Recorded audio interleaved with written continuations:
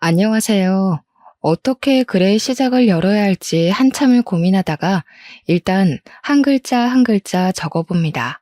보통은 자기소개부터 먼저 하던데 저는 결혼을 한 40대 후반의 여자입니다.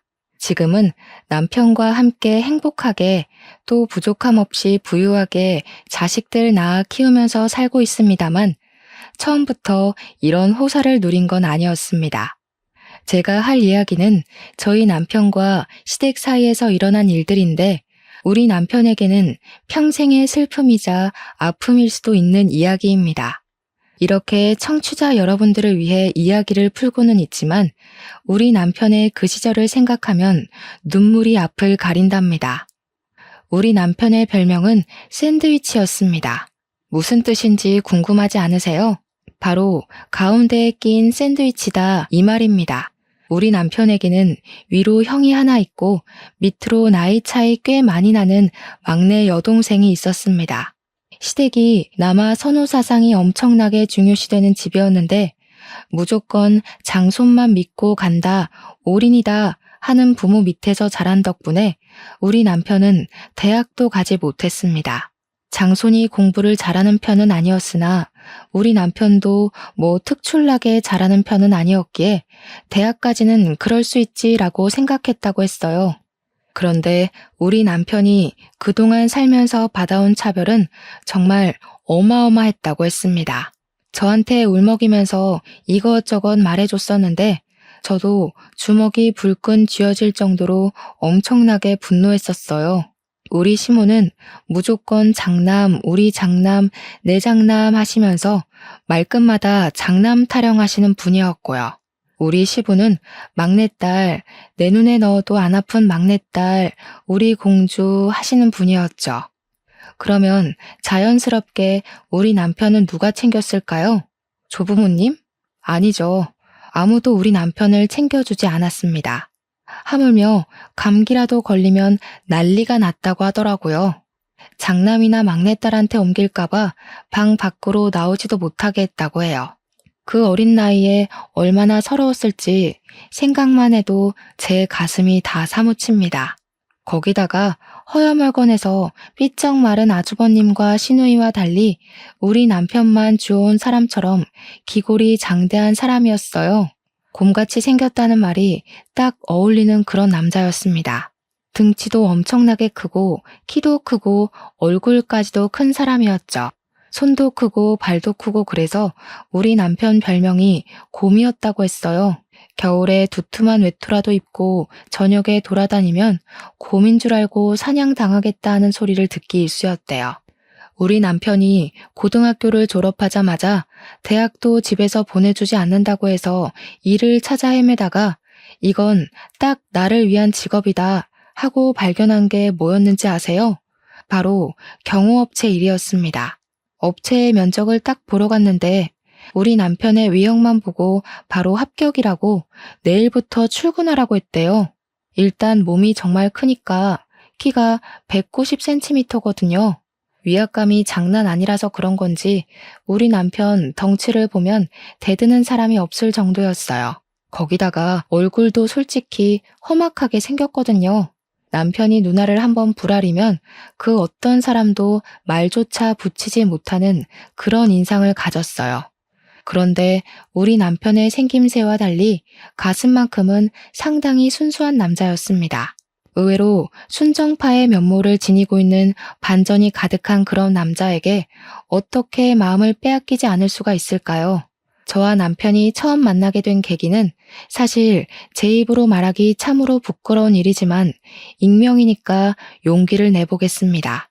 제가 우리 남편을 만나기 전에 만났던 전 남자친구가 좀 문제가 많은 그런 사람이었습니다. 요즘 말하는 데이트 폭력이라는 단어가 딱 어울리는 그런 사람이었죠.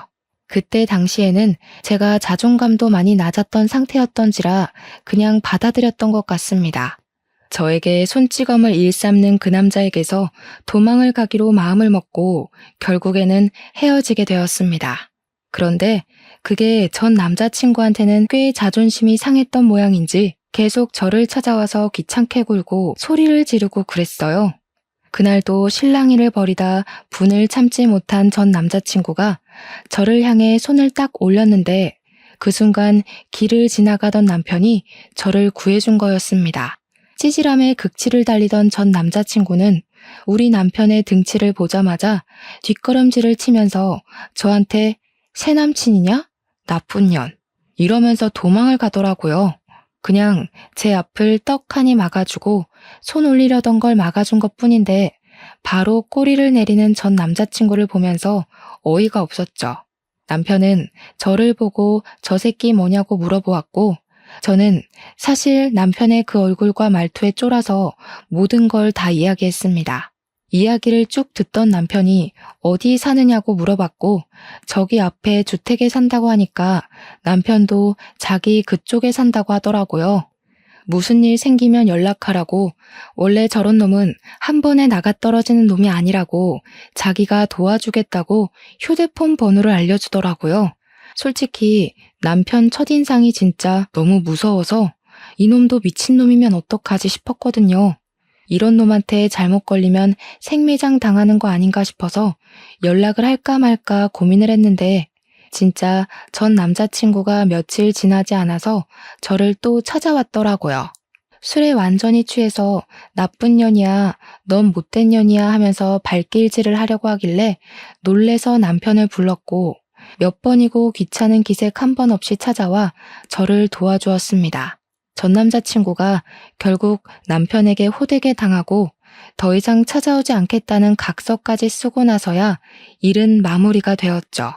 그 각서를 받기까지 6개월이 넘는 시간이 걸렸고 매번 저를 찾아와 도와준 남편에게 정도 너무 들어버렸고 정말 너무 고마웠습니다.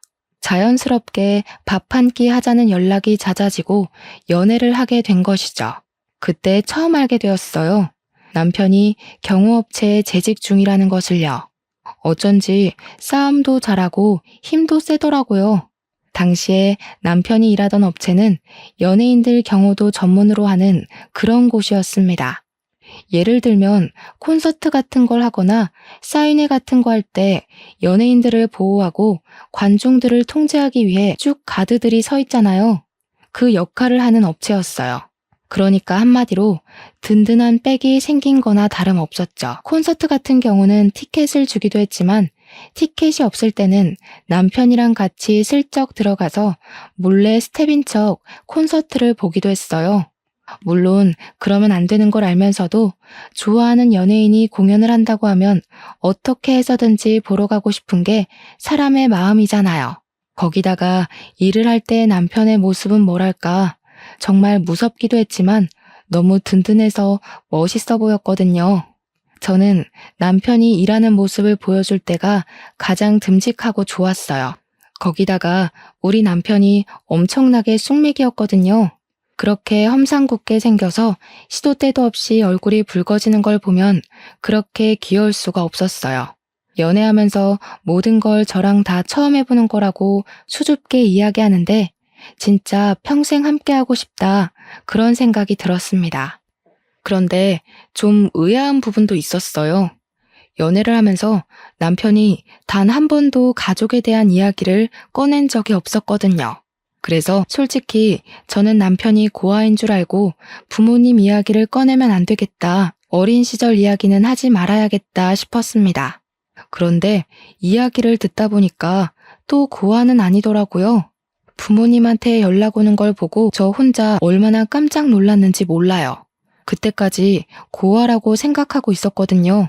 아무튼 저한테 가족에 대한 이야기를 꺼내지 않는 이유가 뭔가 따로 있겠지라고 생각만 했죠. 외동아들인데 부모님이 시골에 가 계신가 싶기도 했고 아무튼 프로포즈를 받고 나서야 알게 되었습니다.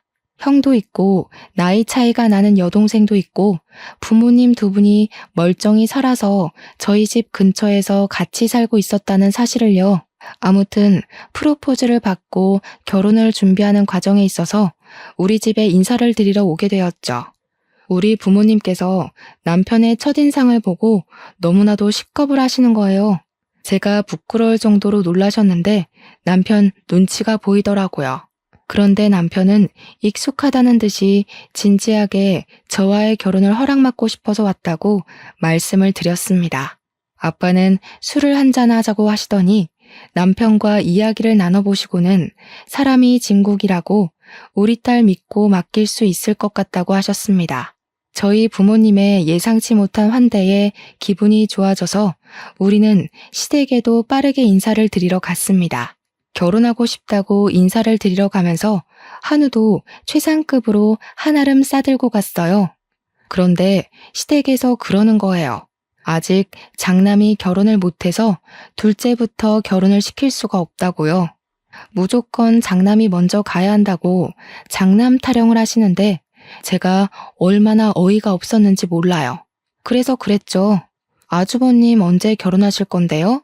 하니까 아직 만나는 여자도 없는데 무슨 결혼을 하겠냐고 심드렁하게 대꾸를 하시는 겁니다. 그러면 도대체 우리는 언제 결혼을 하라는 이야기인지 진짜 답도 없다고 생각했습니다. 그래서 일단은 결혼이 미뤄진 채로 6개월이라는 시간을 그냥 허비하고 말았습니다. 우리 집에서는 사위나 다름없이 생각하고 있었기 때문에 시댁에서보다 더 챙겨주시면서 시간을 보내고 있었고요. 근데 문득 아버지께서 궁금하셨나 봐요. 당장 내일이라도 결혼식장 들어갈 것처럼 굴어놓고 왜 준비도 안 하고 시간을 버리고 있냐고요. 그래서 제가 그냥 장남인 아주버님이 결혼을 해야지만 우리가 결혼할 수 있대 하고 대답을 하니까 아빠가 딱 그러시는 거예요. 자네 혹시 집안에서 차별을 받고 자랐나?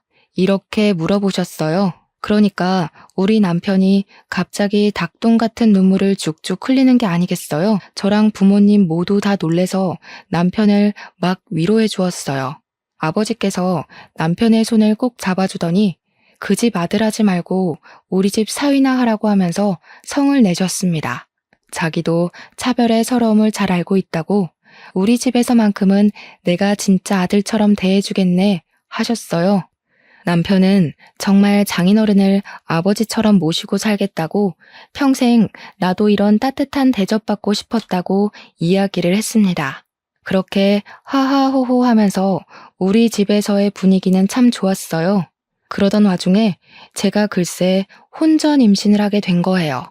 우리한테는 너무나도 큰 축복이었지만 시댁에서는 난리도 그런 난리가 없었습니다. 어디 속도 위반을 할 수 있냐? 쪽팔려서 얼굴을 들고 다닐 수가 없다. 장남이 장가를 못 갔는데 어디 둘째네가 선수 쳐서 애부터 가지냐고. 저한테 발랑 까졌네 어쨌네 입에도 담기 힘든 나쁜 소리들을 막 하셨습니다. 오죽하면 우리 남편이 됐다고 나 부모 없는 사람인 척 살 테니까 얼굴 보지 말고 절연하고 살자고 큰아들 타령하는 거 지겹다고 선언을 했어요. 그러니까 또 시부모님이 부모 자식 간의 인연이 얼마나 귀한 건데 그런 소리를 하냐고 남편을 달래기 시작했습니다. 나한테는 장남 결혼하면 그때 혼인신고를 하라고 이야기를 하는 거예요. 벌써 임신 8주 차가 되었는데 아주버님이 40주 전에 결혼을 할 수 있다고요? 진짜 이게 말인지 방귀인지도 모르겠더라고요. 결국에는 어떻게 했는지 아세요? 그때부터 매주 부랴부랴 아주버님이 선자리를 나가기 시작했습니다. 도대체 장남이 먼저 결혼을 해야 된다는 건 어느 나라 법이길래 아주버님도 피곤하고 저희도 피곤한 상황이 된 거죠. 시간은 속절없이 흘러가서 저는 출산이 임박했고 아주버님은 드디어 뜻이 맞는 여자를 만났는데 거기서 또 결혼식을 준비하려면 몇 개월이 걸리잖아요. 그 사이에 저는 아이를 낳게 되었고 더 이상은 기다릴 수 없다고 생각했습니다. 물론 저희 집에서도 시댁의 그런 처사에 매우 불쾌한 감정을 숨기지 않고 드러내고 있었고요. 우리가 먼저 혼인신고라도 하겠다고 아이 출생신고를 해야 하는데 미혼모로 올릴 수도 없는 거잖아요. 그랬더니 일주일만 기다리라고 시댁에서 난리법석을 떨더니 결국 장남이 먼저 혼인신고를 한 다음에 저희도 혼인신고를 하게 시키더라고요. 그때부터는 또 기다림의 연속이었습니다. 아주버님네가 혼인신고를 하고 결혼식 준비를 하는 동안에 저는 몸조리를 했어요. 아주버님이 식을 올려야지만 우리도 식을 올릴 수 있다는 시부모님의 명령 때문이었습니다. 진짜 너무 열받고 뒤집어 엎고 싶은 마음이 들었지만 아이도 낳았고 몸조리를 했어야 했기에 꾹 참았습니다. 우리 아이는 남편을 닮아서인지 태어나기 무섭게 쑥쑥 자라기 시작했고 저는 육아를 친정엄마와 같이 하면서 진짜 힘들지만 보람찬 시간을 보내고 있었어요. 정말 누굴 닮은 건지 모르겠지만 너무 귀엽고 사랑스러운 우리 아가를 보면서 하루하루가 새 삶을 사는 것 같더라고요. 모유 수유를 할 때나 아이가 잘 때나 기저귀를 갈아달라고 올 때나 정말 너무 예뻐서 깨물어주고 싶을 정도였습니다. 아이가 다칠까봐 겁이 나서 손톱 하나 제대로 깎아주지 못하는 남편을 보면서 속으로 얼마나 웃었는지 몰라요. 그렇게 행복한 나날을 보내고 있었는데 아주버님의 결혼식 날짜가 잡혔다는 이야기를 시댁으로부터 전해 들었습니다. 저희 보고도 결혼식 날짜를 슬슬 정하라고 상당히 인심 쓰듯이 이야기를 하시더라고요. 그러면서 장남이 결혼하고 얼마 되지 않아 차남이 결혼하는 거니까 간소하게 식을 올렸으면 좋겠다고 요구를 하셨습니다. 이미 애도 낳고 살고 있는데 결혼식이라는 게 중요하면 얼마나 중요하겠냐고 하시는 거예요. 그러는 아주버님은 호텔에서 아주 호화롭고 성대한 결혼식을 준비하고 계셨거든요. 여기서 더 충격적인 것은 아주버님의 결혼식 날짜가 우리 애 돌날이랑 딱 겹치는 겁니다. 놀래서 시모한테 전화를 걸어서 어머님, 그날 우리 아이 첫 돌 행사를 한다고 말씀드렸잖아요. 했어요. 그랬더니 관심도 없었다는 목소리로 그랬니? 일주일 미뤄 하고 전화를 끊어버리시는 겁니다. 아무리 그래도 아주버님 결혼식이 가족 행사 중에 제일 큰 행사 아니겠냐고. 서러웠지만 별 수 있나요? 결국 우리의 돌날도 미루게 되었어요. 하필이면 예약이 다 차 있어서 한 달이나 뒤로 밀리게 되었습니다. 벼르고 벼르던 아주버님 결혼식 날 시댁 식구로서 만발의 준비를 하고 결혼식장에 도착해서 신부 대기실에 형님 되실 분께 인사를 드리러 갔어요. 그런데 이미 형님 친구분들이 다 와 계셔서 어쩔 수 없이 대기실 밖에서 친구분들이 사진 찍고 나오기를 기다리고 있었습니다. 그런데 친구들이며 형님이며 목소리가 얼마나 큰지 대기실 밖까지 대화 내용이 다 들리는 거예요. 진짜? 대박이다. 너무 부럽다. 하는 소리가 들리길래 무슨 이야기를 하시는 중인가 귀담아 들었죠. 대화 내용은 정말 충격적이었습니다. 글쎄, 우리 시부모님이 상가 건물만 세 채를 가지고 계신 분들이거든요. 그중 하나를 장남이 결혼한다고 아주버님 명의로 떡하니 증여를 해주셨다는 거예요. 형님이 신이 난 목소리로 우리 부부 이제 건물주잖아 하면서 친구들한테 자랑을 하고 있는데 제가 진짜 너무 서운하더라고요. 물론 제가 막 건물에 욕심이 나서 남편이랑 결혼을 약속한 것도 아니고 탐이 나는 것도 아니긴 했지만 저희는 다세대 주택에서 힘들게 전세 얻어서 쌀 한 톨도 아껴가며 돈을 모으고 살고 있었는데 시댁에서도 아주버님네 결혼하는데 돈 많이 들어갔다고 저희한테 지원 못 해준다고 했었거든요. 결국 그 지원 못 해준다는 돈 모두 아주버님네로 들어갔고 건물까지 증여해줬다고 하니까 제 속이 쓰리더라고요. 부러움의 목소리가 한껏 고조된 대기실 안으로 아이를 안고 그냥 들어갔어요. 결혼 축하드려요 하면서 아이를 안고 들어갔으니까요. 한번 안아보실래요? 하고 저희 애를 딱 보여드렸는데 형님이 질색을 하시더라고요. 드레스 망가져요. 됐어요. 내 드레스에 아기 침이라도 묻으면 어떡해? 하는데 순간 무안하더라고요. 아무리 그래도 시족하잖아요. 근데 그 순간 형님 친구들이 속닥속닥 하는 게 보이는 거예요. 아, 저기가 그 사고 쳐서 애부터 나왔다는 이런 소리가 들리는데 해도 해도 너무하더라고요. 그래서 제가 한껏 형님 친구들을 째려봤어요. 그러니까 헛기침을 하면서 어머, 성격도 드센가 봐. 우리 지연이 어떡하냐? 동서한테 몰매 맞는 거 아니야? 이러더라고요. 형님 이름이 지연이거든요. 제가 진짜 어처구니가 없어서 결혼식을 어떻게 본 건지 기억도 안 나요. 한 달 뒤에 우리 애 돌잔치 한다고 시댁 단톡방에 이번에는 까먹지 말라고 올렸더니 시모가 뭐라는 줄 아세요? 예, 잘됐다. 뭐하러 행사를 2번 하니? 애 돌잔치 하는 날 가족들도 전부 모일 건데 그때 결혼식도 같이 해라 하시더라고요. 저 진짜 머리가 완전 띵해가지고 무슨 말을 해야 할지 막막했습니다. 돌잔치 장소가 아무리 크다고 해도 결혼식장이랑 비교가 되나요? 남편이 우리 결혼식 제대로 할 거라고 이야기를 하니까 시모가 생각 없다면서 손님들이 바로 또 오겠냐고 대충 하라고 하시는 겁니다. 어차피 축의금 거두려고 결혼식 하는 거 아니냐고 돌잔치하고 얼마 안 있어서 결혼식까지 하면 사람들이 욕한다고 하더라고요.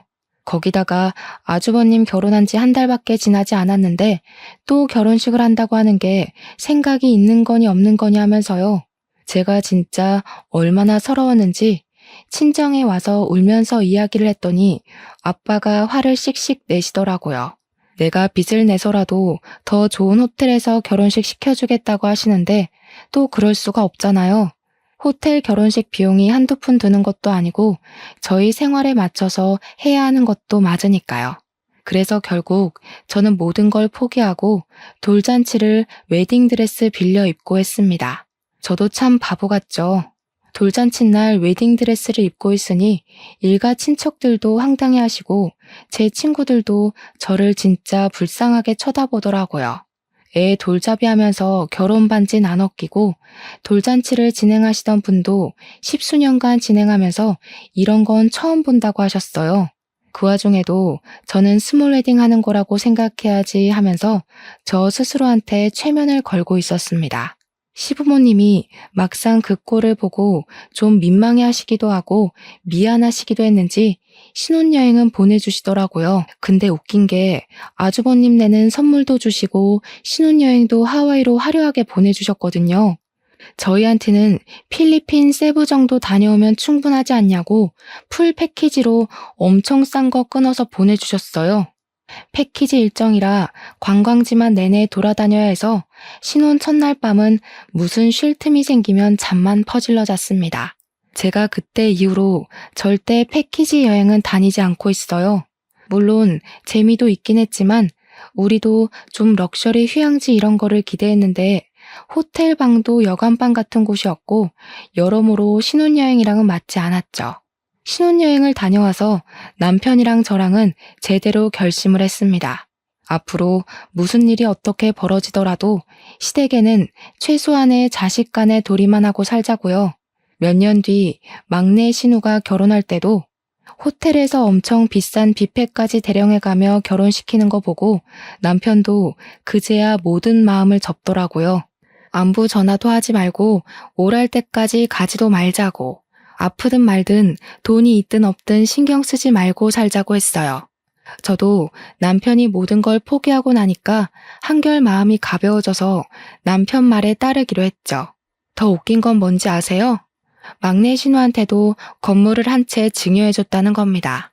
우리 남편한테만 쏙 빼놓고 건물 3채 중에 2채를 자식들에게 증여를 한 거죠. 우리 남편 입장에서는 얼마나 짜증나고 서러웠겠습니까? 자식이 아닌 저도 짜증나고 서러운데 다시 신혼여행 이후로 돌아와서 예상치 못하게 우리는 신혼여행지에서 둘째를 가지게 되었습니다. 어영부영 시간이 흐르고 친정의 도움을 받아서 둘째까지 잘 낳고 조리까지 잘했어요. 저희가 아이를 2이나 낳는 동안 형님네는 아이가 생기지 않는 건지 낳지 않기로 한 건지 모르겠는데 아이 소식이 없었습니다. 형님 성격상 아이를 낳지 않겠다고 선언하시고도 충분하신 분이라 그냥 그런가 보다 하고 신경 쓰지 않았죠. 그런데 제가 첫 아이는 딸을 낳았었지만 둘째는 아들을 낳았거든요.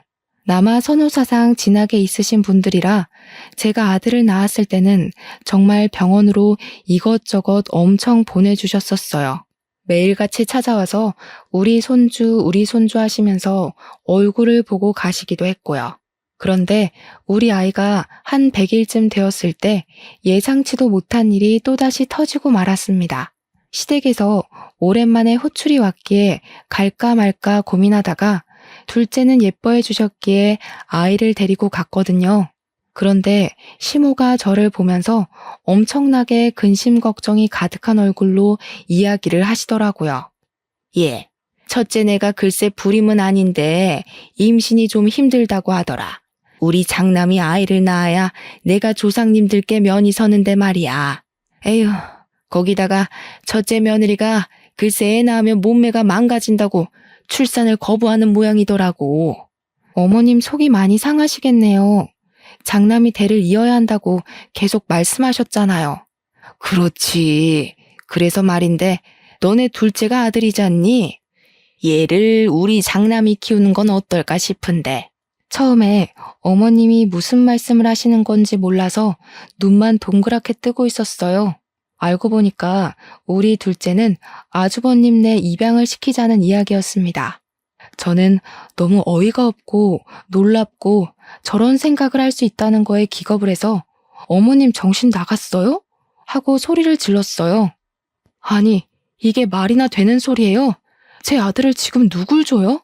시부모한테 정신 나갔어요는 어디서 배워먹은 말버릇이야? 내가 뭐 남주자고 그랬어? 너네가 낳은 거야 잘 알지. 그런데 키우는 건 큰애네가 하자는 거 아니냐? 그래, 아무래도 장남네가 아들을 키워야 면이 서지 않겠니? 너도 잘 생각해봐라. 걔네 건물만 2채나 가진 부자야. 우리가 첫째 결혼하고 나서 장남한테도 한 채, 맏며느리한테도 한 채 나눠주지 않았니? 건물 3채 있던 것 중에 2채만 증여한 줄 알았더니 채채를 모두 증여했던 것이었습니다. 아주버님네 2채, 시누이네 1채요. 그 이야기를 아무것도 주지 않은 둘째 며느리인 저한테 당당하게 이야기를 하시는데 평소에 얼마나 우리 남편을 무시했으면 저런 소리를 뻔뻔하게 할까 싶었습니다. 저는 정말 머리가 획가닥 돌아버리는 듯한 느낌을 받았어요. 저한테 계속 돈 많은 부모 가진 게 얼마나 덕인 줄 아냐? 너네 아들도 장남네 집에 입양되면 기뻐할 거다 하면서 말도 안 되는 소리로 저를 설득하시는 겁니다. 제가 그 말에 당연히 넘어갈 거라고 생각했는지 너네한테도 내가 섭섭지 않게 돈을 좀 줄게 하시는데 너무 열이 받았습니다. 지금 우리 남편한테는 한 채도 주지 않으시고 아주버님과 시누이만 챙기신 주제에 저보고 10달을 품어 낳은 아들까지 아주버님네로 입양시키자는 게 말이에요? 우리 남편은 무슨 사생아입니까? 밖에서 나온 자식이라서 챙기질 않는 거예요? 그렇게 이야기를 하니까 시부모님이 아주 학을 떼면서 무슨 소리를 하는 거냐고 우리 둘째도 자기 배 아파 낳은 아들이라는 겁니다.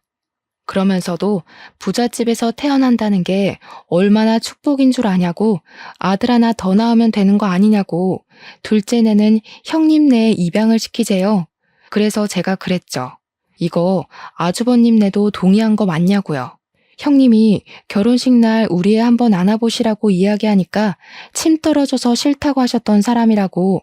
그랬더니 시모가 자기들도 생판 남 입양하는 것보다야 자기 핏줄 입양하는 게 낫다고 하더라 하시는 거예요. 그러니까 한마디로 우리 남편과 저의 의견을 빼놓고 자기들끼리 이미 입을 다 맞춘 상태였다는 거죠. 입양 절차도 다 알아봤으니까 손 쓸 거 하나도 없다고 애만 두고 가라는데 열받아서 눈물이 다 나더라고요.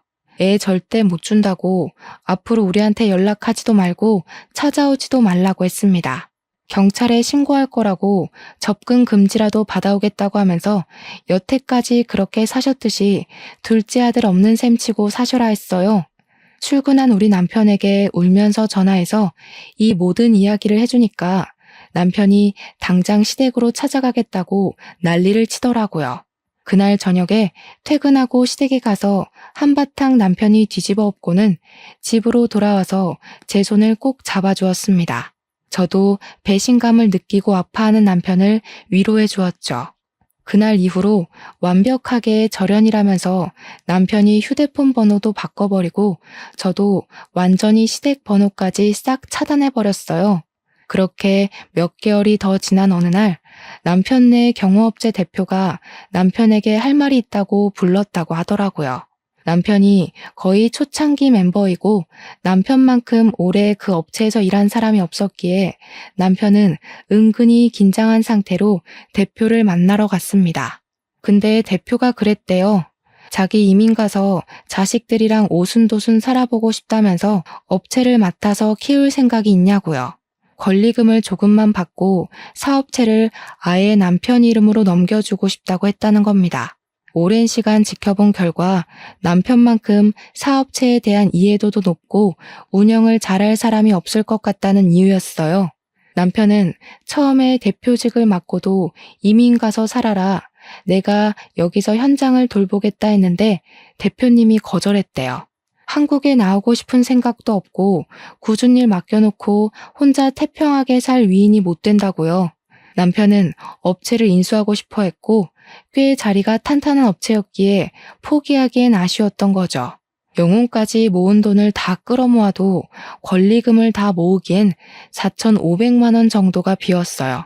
추가 대출도 안 되는 상황이었고 결국 막다른 골목 끝에 몰린 저희는 시댁에 연락을 하게 되었습니다.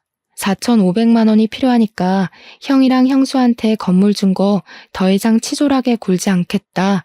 그 돈만 빌려달라고 했어요. 그랬더니 시모가 그럼 너네 둘째 아들 내놔 이러더라고요. 형수도 입양해서 키우고 싶다고 했다고 남편이 열받아서 당신은 내 엄마도 아니라고 내가 실수했다고 하면서 전화를 끊고는 우리 친정에 가서 아빠를 붙잡고 남편이 엉엉 울더라고요.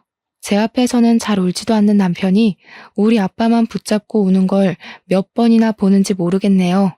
사정을 들은 아버지께서 자기가 4,500만 원 어떻게든 구해다 주겠다고 하셨고 남편은 2배로 불려드릴 거라고 했어요. 사기꾼 같아 보이는 말이었지만 우리 남편의 우직함을 믿고 아버지는 노후 자금을 깨서 4,500만 원을 마련해 주셨습니다. 남편은 사업체를 물려받게 되었고 경호업체를 운영하면서 사람만 많아서 될 것이 아니라며 감시체계를 확실하게 설립하자고 했다더군요. CCTV 보안 쪽도 함께 하면서 도청이나 몰카 같은 걸 찾아내는 신식 기계까지 도입을 해서 운영을 했습니다. 그러다 보니 예전에는 사람만 경호하던 업체였는데 점점 기업이나 기업 수장들의 집까지 관리를 하는 큰 업체가 된 거죠. 완전히 비밀스러운 1:1 보안업체 같은 회사로 자리를 잡았다고나 할까요? 경매 같은 것이 열릴 때에도 우리 남편 업체로 직접 연락이 와서 고가의 상품 경호를 맡기기도 했습니다. 한마디로 대박이 터지게 된 거죠. 그게 우리 남편의 사업체를 운영한 지 3년 만에 일궈낸 성과였습니다. 그렇게 바쁜 3년을 보내는 동안 시댁에서도 큰 변화가 한 가지 일어났어요. 형님이 시모의 압박과 핍박, 구박을 이겨내지 못하고 결국 출산을 하게 된 것이었습니다. 시험관 6차 만에 겨우겨우 힘들게 얻어서 임신 기간 내내 바깥 구경 한 번 못하고 꼼짝없이 누워서 지낸 형님인데 결국 딸을 출산하는 바람에 시댁에서 난리가 났다고 하더라고요. 시모가 형님한테 엄청 난리를 치면서 당장 둘째를 가지라고 했대요. 형님은 애 하나 낳는 것도 얼마나 힘들게 낳았는데 둘째를 가지라는 소리를 할 수 있냐고 자기가 애 낳는 기계냐고 완전히 냉기 철철이고요. 우리 남편은 약속했던 대로 3년 만에 빌린 4,500만 원을 9천만 원으로 갚아드렸습니다. 아빠는 2배는 농담 아니었냐면서 원금만 갚으라고 했지만 남편이 이 돈 모으려고 3년 걸렸다며 이자라고 생각하고 받아달라고 했죠. 4,500만 원이었으면 진즉 갚았을 거라고 장인어른 덕분에 사업체가 커지고 발전할 수 있었다고 평생 감사하며 살겠다고 했습니다. 우리 아빠는 눈시울이 붉어지고 이런 사위 얻어서 행복하다 하셨고 남편은 평생 친아버지처럼 모시고 살겠다고 했죠.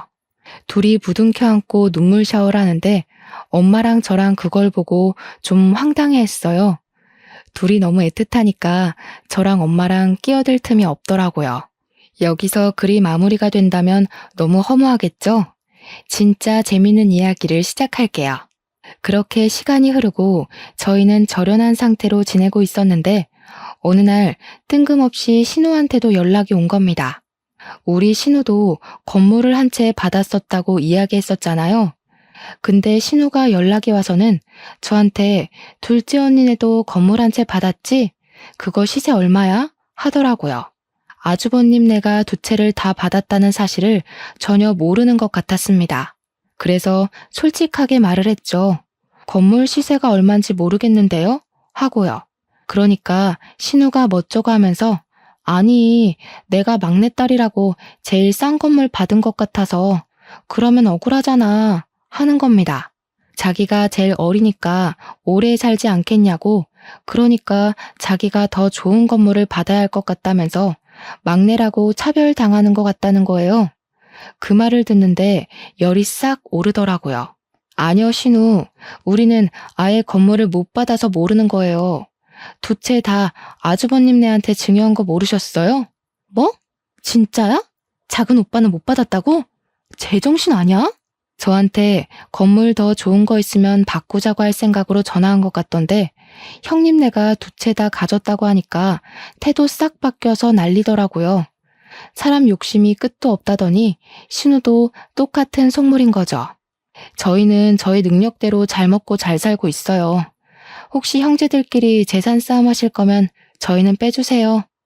그이도 시댁이랑 절연 선언한 마당에 건물이 무슨 소용이 있겠어요? 저희 그거 필요 없어요.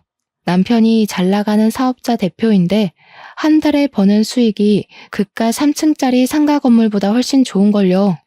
건물 같은 거 하나도 아쉽지 않았습니다. 그랬더니 신우가 혹시라도 저희가 뭐 하나 더 받은 게 있을까봐 꼬치꼬치 캐묻더라고요. 혹시 둘째 언니 지금 사는 집 말이야. 그 아파트 우리 엄마가 해준 거야? 아니요. 저희가 벌어서 산 건데요. 시댁에서 이런 한 푼 도움받은 거 없으니까 눈독 들이실 것도 없어요. 작은 오빠가 그렇게 잘 번다고? 지금 사는 아파트 주상복합 펜트하우스잖아. 그거 몇십억 하던데? 관리비도 한 달에 엄청 나오는 걸로 알고 있는데 어떻게 알았냐고 하니까 등기부등본 떼봤다고 하더라고요. 그러면서 작은 오빠가 그렇게 돈 잘 버는 줄 몰랐다고 회사에 남는 자리 없냐 우리 남편 취직 좀 시켜줘라 난리가 난 거죠. 무슨 돈이 나서 그 집을 샀냐 너무 궁금하다. 사업 수완 좀 알려달라 난리를 치길래 신우 돈 필요하냐고 물어보니까 그제야 우물쭈물 이야기를 하더라고요. 신우 남편이 글쎄 도박을 해가지고 신우 건물까지 근저당 잡혀서 경매에 넘어갔다는 소리를 하는 겁니다. 그동안 그 꼬마 상가에서 월세 받는 돈으로 생계를 유지했는데 경매에 넘어가고 나니까 돈이 한 푼도 없는 거죠. 대출이고 뭐고 돈 나올 구멍이 없으니 만만한 우리 집에 건물 핑계대고 돈 좀 빌려볼까 싶었던 거예요. 그래서 우리 집 등기부등본 떼보니까 펜트하우스 엄청 비싼 집이 나오니까 시부모가 준 돈에서 나왔겠구나 싶었던 거죠. 돈 좀 뜯어가려고 했는데 우리 남편이 벌어서 산 집이라고 신우한테 줄 돈 없다고 시댁에 가서 말하라고 하니까 당황했나 보더라고요. 그렇게 우리 공주 하면서 예뻐해줬던 시부한테 말해서 돈 받으라고 하고는 끊어버렸습니다. 남편에게도 이야기를 해주고는 신우 전화 받지 말라고 했어요. 차단까지 눈앞에서 싹 하고는 평화롭게 지내고 있었는데 며칠 지나지 않아서 형님한테로 연락이 온 겁니다. 시댁에서 얼굴 좀 보고 이야기 좀 하자길래 제가 왜요? 하니까 손윗사람이 부르는데 어디 말대꾸냐고 어차피 저희도 더 이상 수그러들 필요 없으니까 남편이랑 같이 시댁에 찾아갔습니다. 신우가 뱉어놓은 말도 있고 상황이 궁금하기도 했거든요. 애들은 친정 부모님께 부탁드리고 남편이랑 룰루랄라 손잡고 시댁에 갔어요. 신우랑 형님네랑 다 와 있더라고요. 시부모도 슬쩍 눈치 보면서 서로 할 말은 있는 것 같은데 입을 열지 않길래 제가 먼저 물꼬를 텄죠. 제가 먼저 이야기할게요. 저희는 시댁에서 지원받은 거 하나도 없으니까 재산 분할 싸움에 빼주세요. 먼저 요구할 만한 재산도 없고 우리는 이만 가보겠습니다. 아니 동서, 가긴 어딜 가? 동서가 신우한테 이야기했어? 우리가 건물 두 채 받았다고? 네, 그거 시부모님이 알려주신 건데요. 왜요? 신우는 알면 안 돼요? 아니, 이건 불공평하지. 첫째라고 건물 두 채 주는 게 어딨어? 막내라고 신우는 하나 챙겼잖아요. 샌드위치 우리 남편은 하나도 못 챙겼는데. 그리고 그 건물 주인 찾는다 치면 우리 거지 신우 거는 아니잖아요. 나 정말 죽게 생겼다니까. 2억만 해달라고 2억. 형님, 신우한테 2억 해줘요. 20억짜리 건물 가져갔으면 10%는 해줄 수 있잖아. 우리도 그 건물 없어. 남편이 사업한다고 건물로 대출받았다가 다 날려먹었단 말이야. 아니, 그게 무슨 소리야? 무슨 소리긴요. 그이가 사업한다고 건물로 대출받았다가 다 날려먹고 하나 남은 건물도 곧 넘어간다고요. 그 소리에 시부모님은 거의 뒤로 넘어가셨습니다. 야, 이 녀석들아. 우리가 평생을 일궈서 산 건물을 나눠줬으면 잘 쓸 생각을 해야지. 터무니없는 짓을 벌여서 다 날려먹어? 그러니까 신우랑 형님이랑 줬으면 장땡이지 뭘 참견을 하냐고 싸우더라고요. 저랑 남편은 그냥 강 건너 불구경했죠. 그러니 시모도 체념한 듯 너네 빚이니까 너네 알아서 하라고 하시더라고요. 신우랑 아주버님이랑 둘 다 난리가 났는데 저희는 그러든지 말든지 안녕히 계세요 하고 나왔습니다. 그렇게 6개월이 더 지났어요. 6개월 동안 물론 신우고 아주버님이고 할 거 없이 집에 찾아와 남편 회사 찾아와 돈 좀 빌려달라고 어깃장을 놓고 난리를 쳤죠. 우리 남편은 당연히 딱 잘라서 거절했고요. 어느 날 집에 엄마랑 같이 아이를 보고 있다가 시부모님이 찾아와서 깜짝 놀랐습니다. 그런데 둘 다 짐을 한아름 싸들고 온 거 아니겠어요? 남편 없는 거 확인하더니 저한테 얘, 우리 여기서 좀 지내자. 집도 넓고 좋네 하면서 방을 막 이리저리 뒤지는 겁니다. 우리 딸은 시댁에 어릴 때 간 것 빼고는 간 적이 없어서 시부모한테 누구세요? 이러고 있더라고요. 시부모가 내가 너희 할머니 할아버지야 하는데 우리 딸이 우리 친정 부모님이 할머니 할아버지라고 하더라고요. 시부모 얼굴 썩어가는데 할 말은 없고 자업자득이었죠. 저는 시부모한테 우리 집에 당신들 누워서 잘 방 없다고 나가라고 했더니 시부모는 네가 이러니까 이쁨 못 받은 거라고 난리를 쳤습니다. 더 이상 자기들 오갈 데 없다면서 죽이 되든 밥이 되든 여기 있을 거라고 하니까 우리 엄마가 아빠랑 남편에게 바로 호출을 했더라고요. 양심도 없지. 여기가 어디라고 찾아와서 행패를 부립니까? 쪽팔린 줄도 모르고. 그런데 진짜 사이다는 우리 남편이었습니다. 남편이 업체 직원들을 데리고 집으로 온 거예요.